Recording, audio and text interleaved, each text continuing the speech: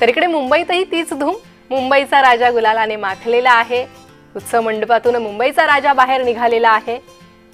ढोल ताशांच्या गजरात मनोभावे मुंबईच्या राजाची आरती झालेली आहे.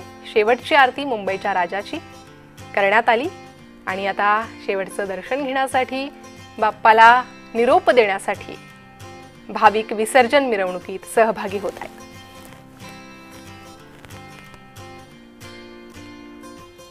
गुलालाची उधळण करण्यात येते. मुंबईचा राजा गुलालानं माखलेला आहे. हा उत्सव 10 दिवसांचा उत्सव.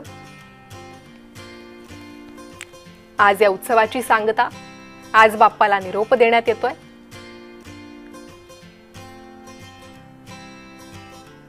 तर वाजत गाजत आणि नाचत भाविकांकडून बाप्पाला हा शेवटचा निरोप दिला जातो.